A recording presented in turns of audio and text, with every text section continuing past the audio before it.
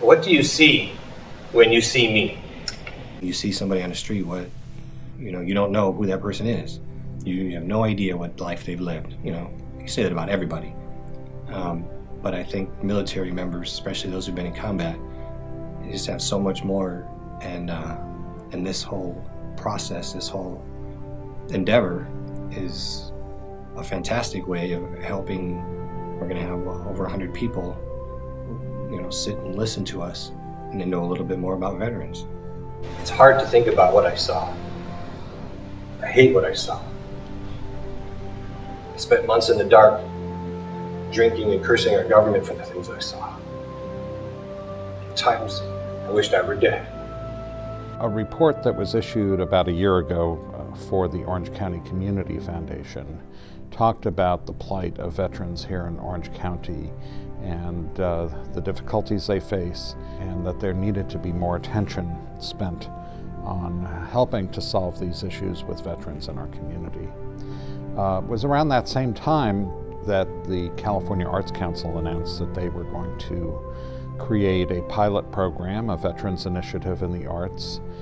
It seemed to me a great opportunity for us to actually take some real action with it. So we put together a proposal to the California Arts Council. As I reflect on my time in Vietnam and the Tet Offensive, July of 1967, one vivid memory always stands out.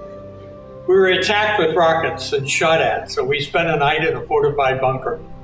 I can still see us huddled together in that small space, unarmed and scared. Going through the process and hearing other stories help you to feel that you weren't alone in those years, and that you aren't alone now, that you've got many veterans out there who went through all these experiences. You feel even closer, I think, to the veterans community because of it. If my story will help this generation of veterans, then I need to share my experiences and help face our common humanity. When Karen and Rick came to me, told us about it, I thought it would be really good for the veterans.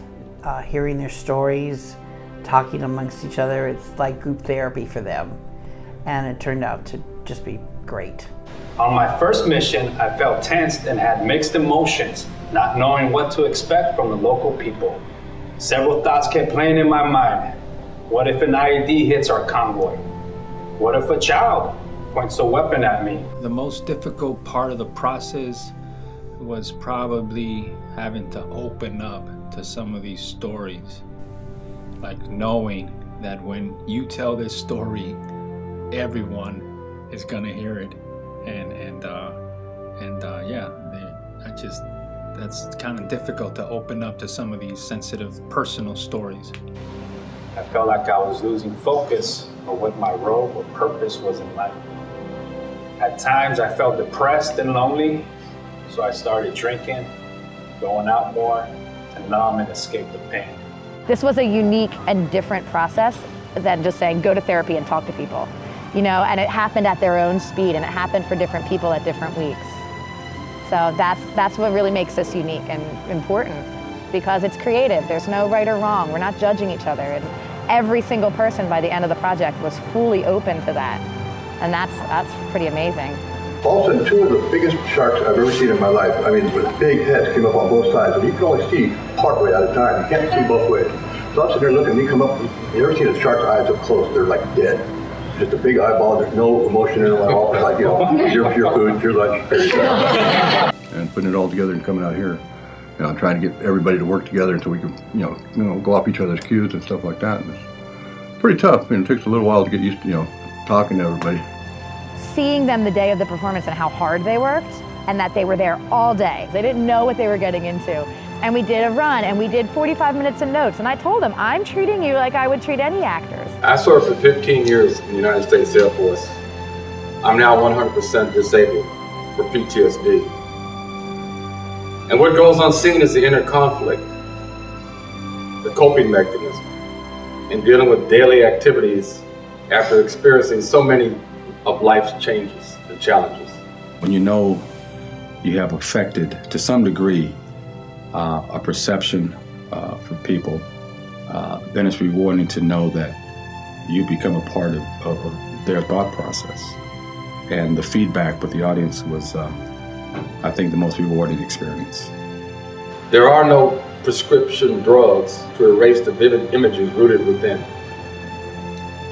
This too is part of the journey, accepting the bitter with the sweet. The journey continues, and there are no shortcuts to recovery. It's one thing for sure, the mere presence of these men I share the stage with and their unique stories have helped me immensely. We are still military veterans, unified for the protection of our freedoms. And at the end of the day, I remain humble and extremely thankful. Now, what do you see when you see me?